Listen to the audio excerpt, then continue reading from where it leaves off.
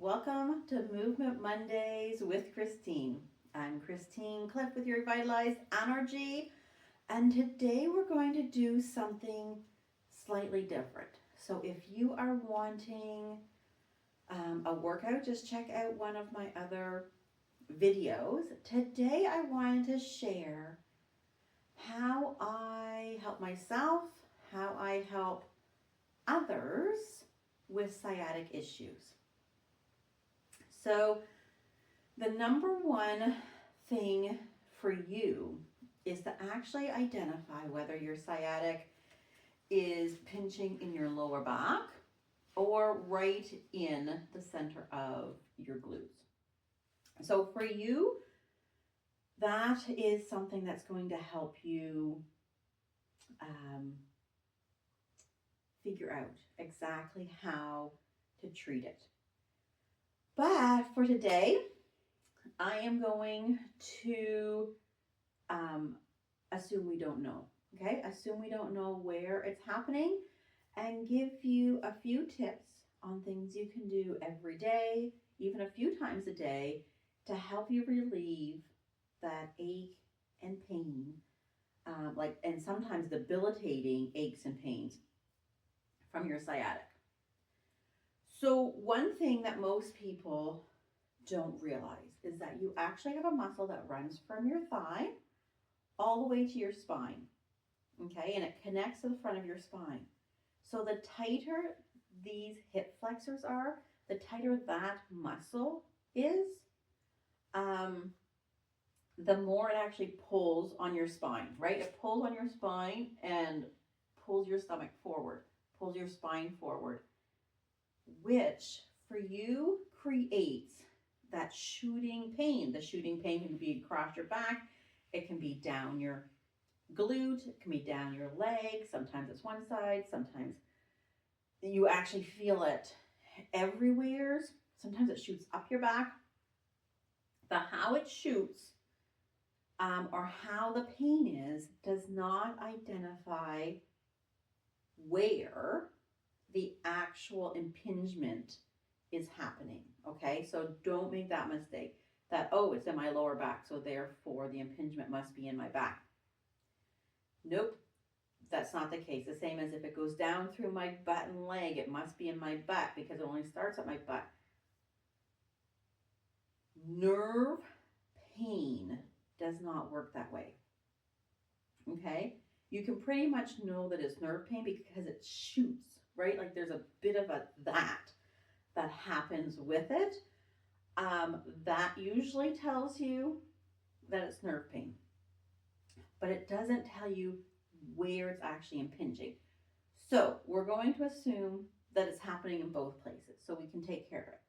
So the first thing is to stretch the hip flexor that goes from the spine to your thigh. So it is not pulling on the spine as much, okay? And you can alleviate some of that discomfort once your spine is able to go back into alignment. So you're going to start like you want to do a lunge. Like anyone really, really loves doing lunges. But we're going to assume we love doing lunges. And you're going to stretch this back leg back. Okay? And I want you to put it back so far that when this front knee is over your ankle, you can't put that heel on the floor. Okay? So none of this. Like, okay, yeah, I have my foot back. No. It is going back. So you can't comfortably put your heel on the floor. Okay? So this is step one. Step two is bending that back leg a little. Okay? Step three is pulling the belly button back towards the spine, which you'll notice that this thigh pops forward a bit, right? So obviously the spine connected to that leg, pull the spine in, and then I want you to actually tip your pelvis a little bit further and feel the stretch. Let me catch my balance.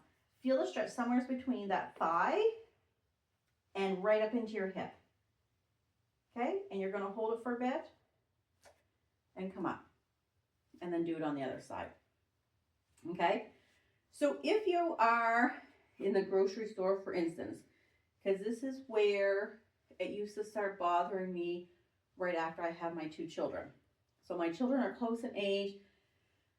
In all essence, I was pregnant for about 3 years straight. From the time I first got pregnant to the time I lost the baby weight and got strength back into my abdomen again, it was pretty much a 3-year stretch. Okay, so often when I went grocery shopping, my sciatic would start to act up, right? Because you are slightly bent over pushing the shopping cart. So the lower back would start to kill me. So in that instance, you don't want to do a full lunge like I just said, right? So you hold onto the shopping cart, you put that leg back like I was telling you not to do for a regular stretch, right?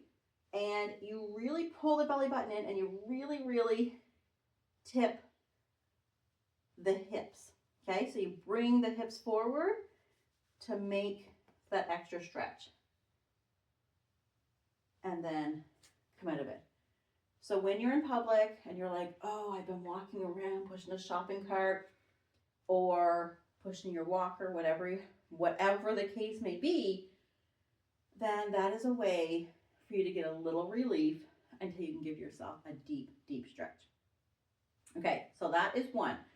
One is to stretch the hip flexors, which actually goes from the spine down to the thighs. The next is to stretch your psoas muscle. Okay. No, that is not right. To stretch your piriformis muscle in your glute. Okay, so we're down on the floor. If getting down on the floor doesn't work for you, then you can try doing this lying on your bed, especially if you have a fairly firm mattress. That is up to you. The solid floor, you're going to get a much better result, but you will still get something out of it by doing it on your bed if you're not able to totally get down. Okay? So, we are down. You are going to take one foot. Let me get actually on my mat here. Okay, so you're going to take one foot, I'm checking to make sure the bottom of my foot's not too dirty, and put it on the other knee. If you can't get yourself into this position, then you can have it further down your leg, okay? Whatever's going to work for you. The same as if you can't grab this leg, put a towel or strap around, like on the bottom of this foot. So I'm going to show you. I'm going to show you as if I'm having quite a bit of issue, okay? So before I even got down here, I might put a strap on my foot, okay? So that's on my foot. I'm going to bring this up here, but I'm going to show you an adjustment in a moment. Okay, my band's stretchy, so I'm going to take the stretch out of it. And we're going to bring this leg up. And this leg over here, my right leg, it's that glute. Okay, so it's down in that hip. Now, if this foot can't go all the way up here, and you need it to be down here, that's okay. You're just going to straighten that leg more. So you can still bring this leg towards you, because this is the one that you're trying to stretch. However, right here, I'm not getting as much of a stretch. So if you can bend it, the furthest you can bend it, the best. And you're bringing that leg, this leg, towards your belly as far as you can. And I'll take a deep breath. And you're going to hold it. You're going to try to hold it for a minute. The same as the lunge. You're going to try to hold it for a whole minute. Now, since we're down here, okay, I'm going to go back a step. So that is for the piriformis, okay, which is in the glute, so in your butt.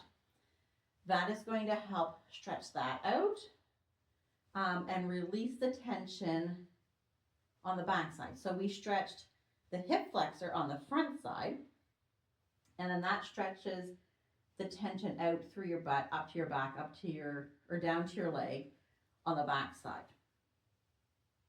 And I'm going to give you a modification once we get back up. But seeing as we're already down on the mat, I'm going to show you point number 3. And for most people who have sciatic issues, will be like, oh, it's because I don't have enough core strength. And that could be it. You may find that doing the other 2 stretches, it alleviates all of your issues. For myself, once I comprehended what was actually happening and the why, once I straightened my spine, stretched out my hip flexors, straightened my spine, got that, so I didn't have that arch in my back and my butt stuck out. Once I got rid of that, then my sciatic issue went away 99% of the time. Every once in a while, it'll come back because the pants are too tight, or what I've been working on, right? My back has really gotten tired, but 99% of my days are absolutely pain-free, sciatic-wise, okay? So the secret with strengthening your core is that you want to, the reason you're strengthening your core is for the people who get the impingement in their back. And they tend to get the impingement in their back because their back arches, which means they actually need to strengthen the lower stomach, right? So they need, if you allow your belly button to fall down to your spine, and then you pretend you have a fish hook and you pull this belly button up towards your rib cage, okay? That is what you want to engage, which is really everything below the belly button. And the secret to working things below the belly button is to move your legs. Not crunches, not planks. Though planks help, but they're not the best thing. So it's to move the lower legs. So the modified version is if we're in this position and we pick one leg up, okay, we're going to pick it all the way up. We will allow the belly button to fall down to the spine, engage that lower muscle, okay, which should squish our spine to the floor. And keeping the spine to the floor, you're going to lower your leg down without touching the floor and bringing it back up. Doing that a few times on one side and then a few times on the other. Okay? Now, the moderate way, and the way I'm going to suggest if you have back issues at all, and to not go to the actual advanced way, is to tuck your hands in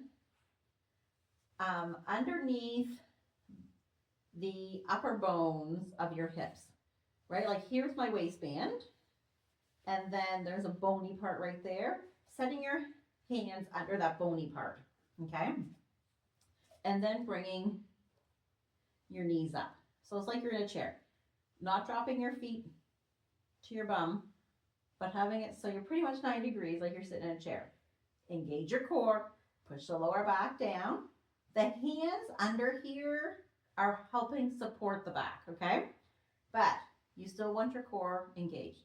And then what we're going to do is stretch one leg out, bring it in. The other leg out and bring it in. And it's back and forth. Okay, engaging that stomach, not letting the back arch. Okay, and you can do that 10 to 20 times on each side. depending on where you're at. You might only start at 5 and then work your way up. Okay, so I promised you a modification for the piriformis stretch.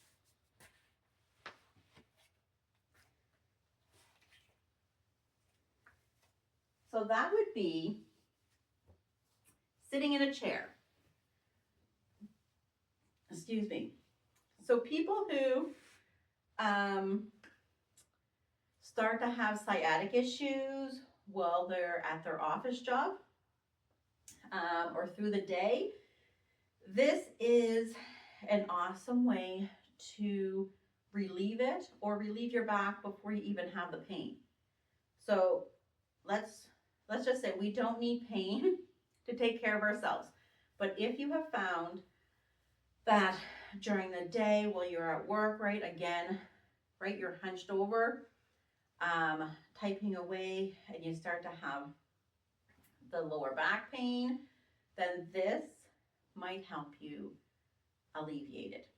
Is that, again, we're going to bring that foot up onto your knee. If you can't quite get it that far, then that's okay. Hold it where you can. So you're bringing that foot up. And instead of bringing the leg then up to you, you're going to bring yourself down to it. So first you're sitting yourself up straight. And just by sitting up straight, you're going to feel that. And you might be like, oh yes, Christina, I can feel it. I'm not moving. And then when you're ready, you're going to take yourself and bring yourself forward. So the same as if you brought this leg up to your belly, you are bringing, or up to your chest, you're bringing your chest down to your leg, okay? And really, really feeling that stretch. Okay, so for your sciatic, number 1, stretching out the hip flexors. Number 2, stretching out the piriformis in through the glute. Number 3, strengthening your lower core muscles. And then if those 3 things are not working, then you need to be talking to a professional, to a health professional, on what other things you can do, because 90% of the time that I help people with their sciatic, those 1 or all 3 of those is what helps totally take the pain away. So even if they get it, like, oh yeah, today my sciatic acted up, I did those, and then I was fine for a few more days, that just means that something in the daily life is creating more of an issue. So sometimes we have that, but 90% of the people get relief where they're very, very happy with what's going on. So if you are not getting relief, then there may be a bigger issue. Okay? So try these out. See if you get relief. Let me know either way. And if you're still having issues, go see your doctor or health professional to see what they can do to have some tests, see what else is going on. Have a great day. I'll see you back again next Monday for our Movement Mondays. And if you're enjoying these, please comment, like, and share. And again, I'll see you next week. Have a good day.